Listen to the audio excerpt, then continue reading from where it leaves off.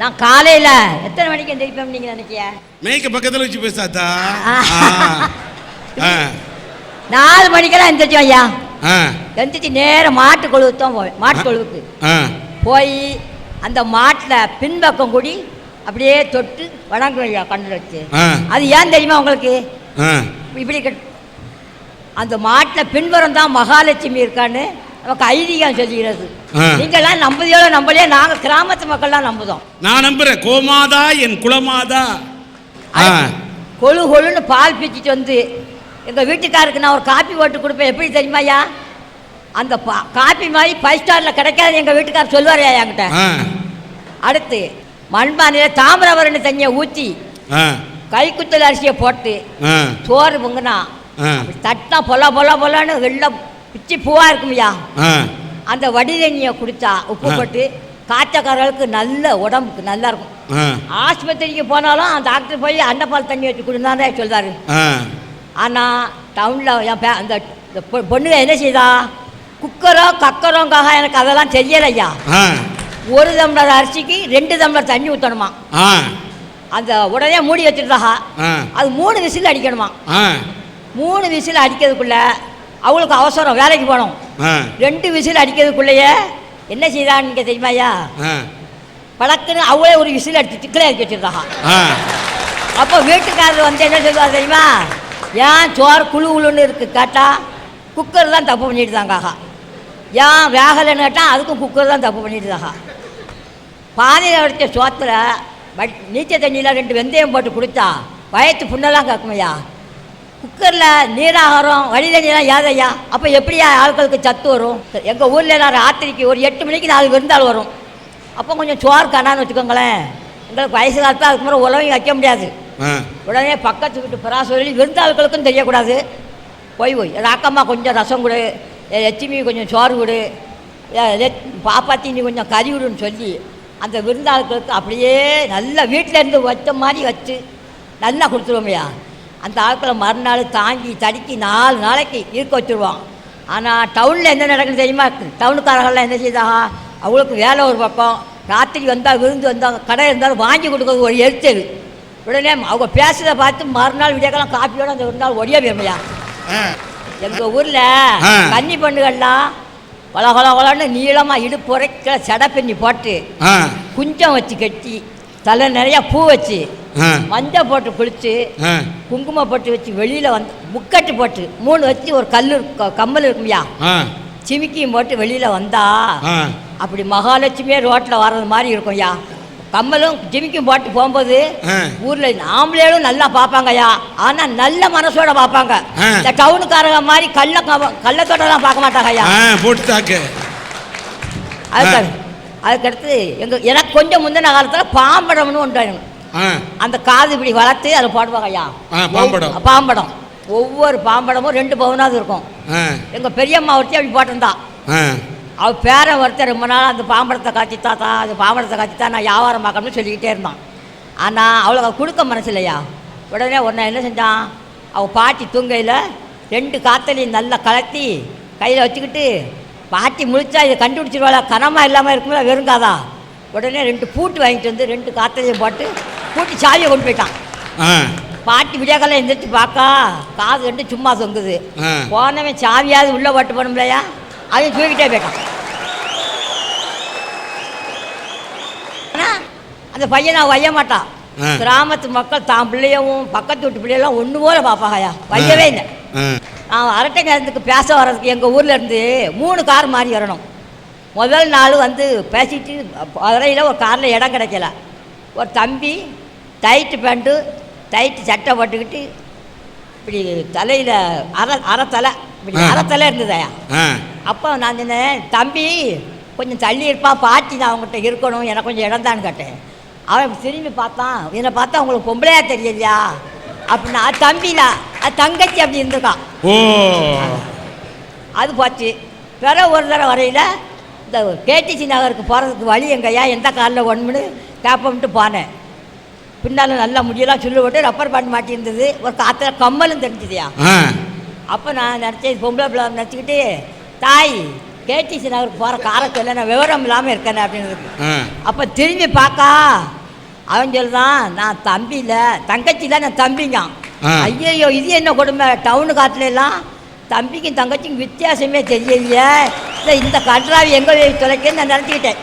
பிறகு நான் பஸ் ஸ்டாண்டில் இறங்கி கடைக்கு சாப்பிட போனேன். இந்த டவுனில் சாப்பிட போகும்போது ஒரு பொண்ணும் ஆணும் கையை இப்படி கொடுத்துக்கிட்டு போகிறாங்க எனக்கு முன்னாடியே. அப்போ நினச்சேன் இந்த பிள்ளைக்கு கண்ணு தெரியாதோ அப்படின்னு நான் மனசில் நினச்சிக்கிட்டு கிட்டத்தில் பார்க்கையா கண்ணு நல்லாவே தெரியுது. அப்போ ஏன் கொடுத்துக்கிட்டு போகிறாங்க? நாங்கள்லாம் வெத்தில ஓட்டு உதட்ட நல்லா சிவப்பாக்குவோம். அதாவது சவைக்கையிலே இங்கே எல்லாம் வந்துடும் சிவப்பு நேரம் அப்படி சீவின்னு இருக்கும். இப்போ பொம்பளையா லிப்ஸ்ட் போட்டு லிப்ஸ்டிக் எனக்கு அது சொல்லக்கூட தெரியல, அதை போட்டுக்கிட்டு அந்த உதட்டில் ஒரு நாளைக்கு ஒரு தடம் போட்டாலும் பரவாயில்லையா, அடிக்கடி போடுறதாக. அதனால என்ன கேடு தெரியுமா, நான் ஒரு புத்தகத்தில் படித்தேன், புற்றுநோய் வருதாமையா இந்த லிப்ஸ்டிக் அவங்க போட்டு ஏன் ஆஸ்பத்திரிக்கு போகணும், அது போடலைன்னா என்ன. நாங்கள்லாம் மகளை கட்டிக்கிட்டு மருமக வீட்டுக்கு வந்தா ஐயா வாங்கன்னு கேட்கறதோட நாங்கள் அது பிறகு அவங்க இருக்கிறதுக்கெல்லாம் போக மாட்டோம். ஏன்னா அவங்க சின்னஞ்சிறு பிள்ளைய. அப்போ நம்ம போய் அங்கிட்டு கூட நடமாட்டினோம்னா அவங்க என்னென்னப்பா அவங்களும் சந்தோஷமாக இருக்க, நம்ம பண்ணால் நம்மளும் கொஞ்சம் வெக்கமாக தானே இருக்கும் அது.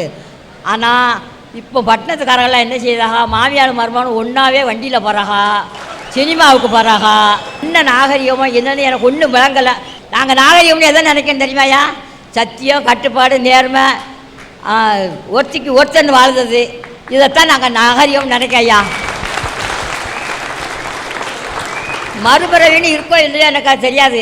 அப்படி ஒரு பிறவி இருந்தால் தமிழ்நாட்டில் இதே நெல்லை மாவட்டத்தில் ஏதாவது ஒரு கிராமத்தில் தான் ஐயா பிறக்கணும்னு நான் நினைக்கிறேன்.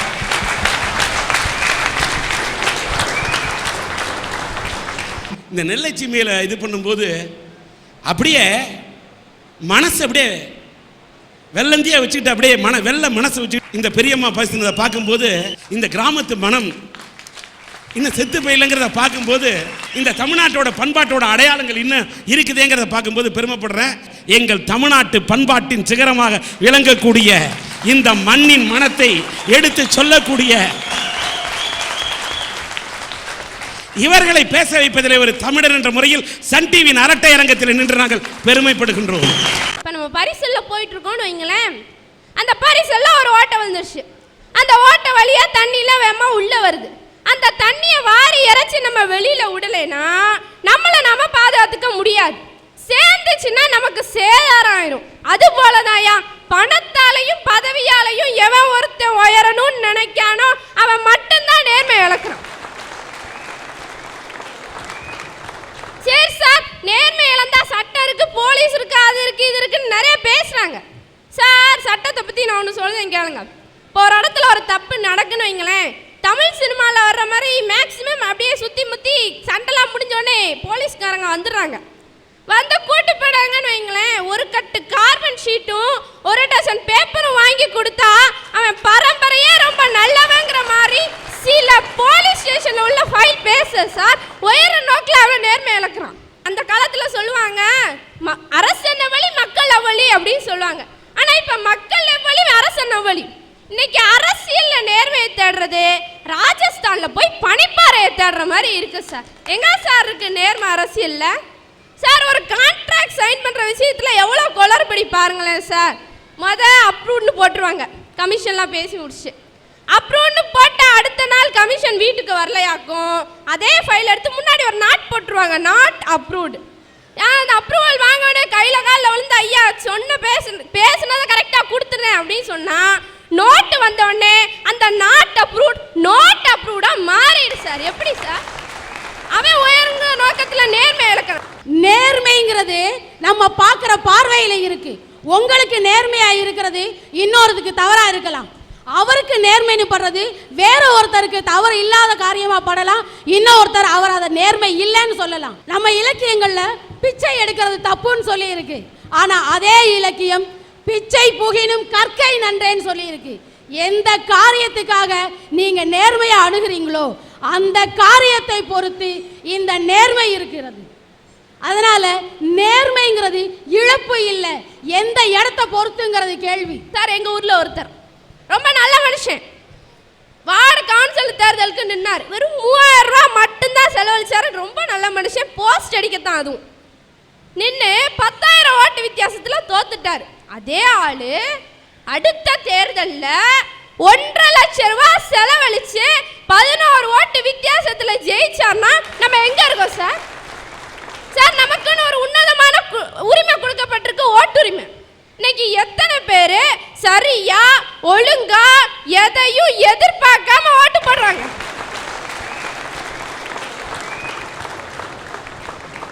ஒரு எம்எல்ஏ தேசிய ஒருமைப்பாட்டு விழாவுக்கு பேச கூப்பிட்டாங்க ஐயா. இவர் போனார், மைக்கை பிடிச்சாரு. சிங்கள தீவினுக்கோர் பாலம் அமைப்போம், சேதுவை மேடிருத்தி வீடு சமைப்போம், கங்கை நதிப்புறத்து கோதுமை பண்டம், காவிரி வெற்றிலைக்கு மாறுகொள்வோம் என்று அன்றே பாரதி ஒருமைப்பாட்டு உணர்வுக்காக குரல் கொடுத்திருக்கிறார். ஆகவே எல்லோரும் ஒருமைப்பாட்டு உணர்வுக்காக குரல் கொடுக்க வேண்டும் அப்படி இப்படின்னு பேசி கைதட்டலை வாங்கிட்டார். வீட்டுக்கு போனார், படுத்தார்.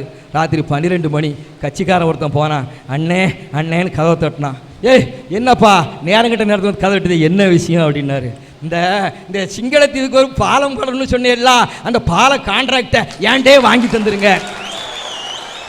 அவன் போயிட்டான். இவர் பொண்டாட்டி சொன்னா, என்னங்க பாரதியார் பாடலை தானே மேற்கோளை காட்டினே சொல்ல வேண்டியது தானே அப்படின்னு. அவன் சொல்லலாம், அடி போடி பைத்தியக்காரி, இப்படி முட்டா பைய இருந்தா தான் நான் எம்எல்ஏ இருக்க முடியும். ஒரு புது கவிதைக்காரர் ரொம்ப அருமையாக சொன்னா, ஐயா, திருடன் ஓட்டை பிரித்து விட்டு திருடுகிறான், அரசியல்வாதி ஓட்டை வாங்கி விட்டு திருடுறான்னு ரொம்ப அருமையா சொன்னாயா.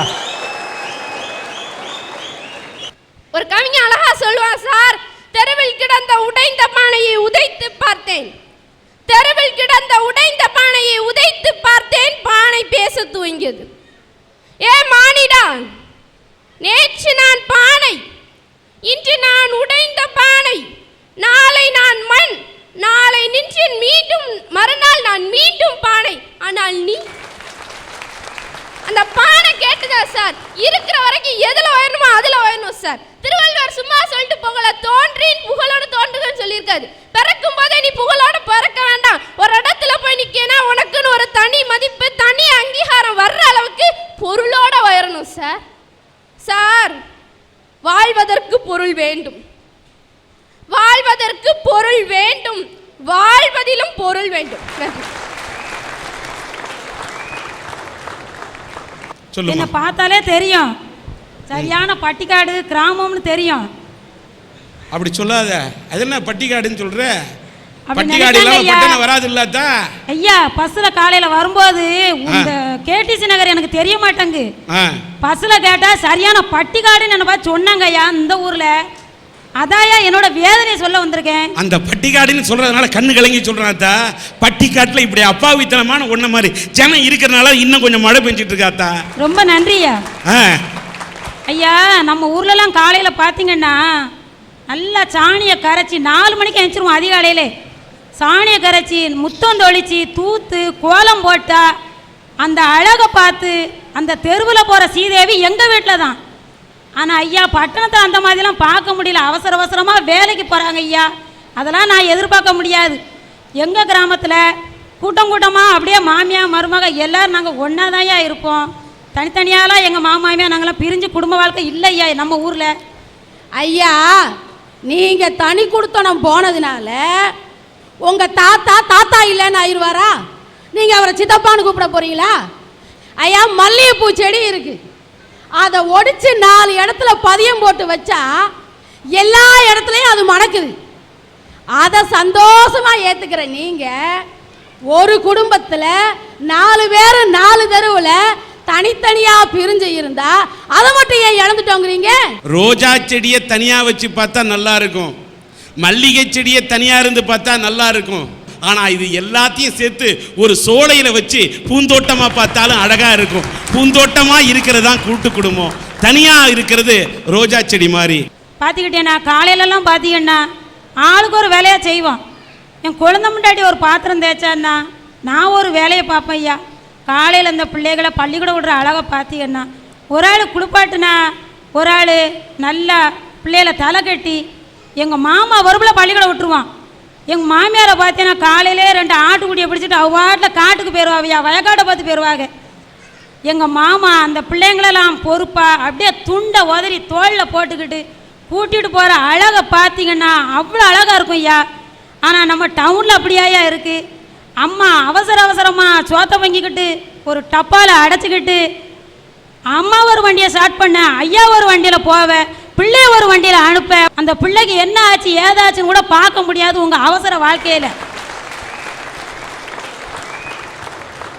ஐயா, கிராமத்துல உள்ள பிள்ளைங்கலாம் படிக்காதுன்னு நினைப்பாங்க. என் பிள்ளைங்க படிக்காங்க, எல்லாம் ஒரு நல்ல நிலைமையில் 4 பிள்ளைகளும் படிக்க. ஐயா, நான் சமையல் வேலை பண்ணுவையா, அங்க அடுப்ப பத்த வச்சிருப்பையா. பங்கன் வீட்டுல 3 மணிக்கு பத்த வச்சு விட்டுட்டு இங்க பிள்ளைகளுக்கு போன் அடிப்பையா. எம்மா எந்திங்க, எந்திரிச்சு பரீட்சைக்கு படிங்கன்னு சொல்லுவையா. ஆனா என் பிள்ளைங்க உடனே எந்திரிச்சு அக்கா எந்திரிக்க பார்த்து, அண்ணன் எந்திரிக்க பார்த்து, தங்கச்சி எந்திரிக்க பார்த்து அப்படியே 4 பிள்ளைகள் எந்திரிச்சு படிக்கும் ஐயா. அப்படி படிக்கும். இன்னைக்கு வேலை எங்க வீட்டுக்காரர் ஒரு வெள்ளை அடிப்பாருங்க, யாராவது ஒரு 10 ரூபாய் கொடுத்தா எல்லாரும் பண்டம் வாங்கிட்டு வருவாங்க ஐயா. ஆனா எங்க வீட்டுக்காரர் அப்படி வாங்கிட்டு வர முடியாது, 2 பேனா வாங்கிட்டு வருவாரியா. ஆனா நான் கிராமம் தாயா. இப்படியே என் பிள்ளைகளுக்கு நல்ல முறையில் படிக்க வச்சு எங்க பிள்ளைய போய் என்ன தெரியுமா, எங்க பையன் பெரிய பையன் படிக்க ஐயா. 2வது வருஷம் தூத்துக்குடியில மெரிட்ல சீட்டு கிடைச்சி இந்த தமிழ் மீடியத்திலே படிச்சு 1வது மாணவனா வந்து டாக்டருக்கு படிக்க ஐயா. சபாஷ். ஒரு பட்டிக்காட்டில் பிறந்து பட்டிக்காட்டில் இருந்தால் கூட படிக்க முடியும் ஐயா. என் பொண்ணு என்ன தெரியுமா ஐயா படிக்க நினைக்கா? பொண்ணு என்ன படிக்க? 12 படிச்சுக்கிட்டு இருக்கா ஐயா. என்னம்மா? 12ஆம் வகுப்பு படிக்க ஐயா. 1050 மார்க் இப்ப வாங்கிக்கிட்டு இருக்கா ஐயா. சபாஷ். அவ என்ன தெரியுமா ஐயா கேட்டா, என்னம்போ பிளேன்ல அந்த இன்ஜினியரிங்கா, ஏரோநாட்டிக்கல் இன்ஜினியரிங் ஐயா. ஆனா அது எங்க இருக்கு என்ன படிப்புன்னு எனக்கு தெரியாதுயா. என் பொண்ணு படிக்கணும்னு ஆசைப்படுதா ஐயா.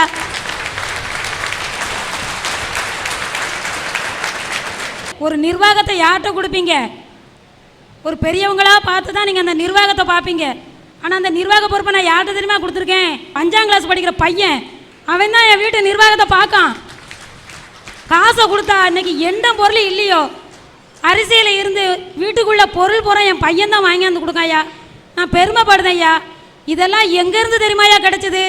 அந்த முத்தத்தில் சோறு சாப்பிட்டோம் பாருங்க, இந்த பெரியாளுங்க சொன்ன அறிவுரைங்க. இதையெல்லாம் கண்டிப்பாக நீங்களாம் அந்த கிராமத்தில் நீங்கள் எங்கே வேணாலும் இருங்க. இந்த கிராமத்து தங்கச்சியை அது ஒரு இதாக நினச்சிக்கிட்டு அந்த நல்ல கருத்துக்களை எடுத்து இங்கே வாழணும்னு நான் விரும்புகிறேங்க. உங்க மகன் இங்க இந்த இதுக்கு வந்திருக்கிறார், அரட்டை அரங்கத்துக்கு வந்திருக்கார் சார். MBBS படிக்கக்கூடிய அந்த மாணவனையும் அந்த 12ஆம் வகுப்பு படிக்கக்கூடிய இந்த பெண்ணையும் மேடைக்கு அழைக்கிறேன். ஏன்னு சொன்னா இந்த அரட்டை அரங்கத்திலே இப்படி போன்றவர்களை நாங்கள் மேடையில் ஏற்றினால்தான்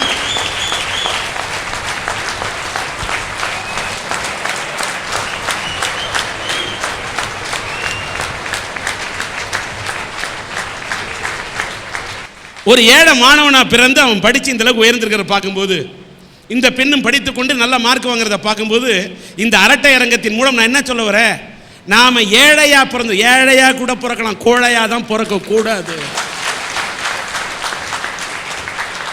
இந்த மாணவன் இன்றைக்கு மருத்துவக் கல்லூரியில் படித்துக் கொண்டிருக்கிறார். இந்த பெண் அருமையாக படித்துக் கொண்டிருக்கிறார். வாழ்த்துக்கள். இந்த ஏழை தாயுடைய குழந்தைகளுக்கு படிப்பு செலவுக்காக ரோஹிணி நாராயணன் அவர்களுடைய மகன் இவர்களுடைய படிப்பு செலவுக்காக 10,000 ரூபாய் அள்ளி தருகிறார்.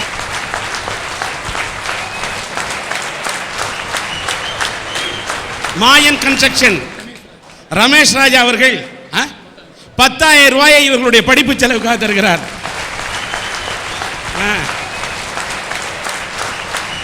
வடக்கு விஜய நாராயணபுரத்தைச் சேர்ந்த சுப்பிரமணியம் அவர்கள் 2,000 ரூபாய் இருக்கிறார்.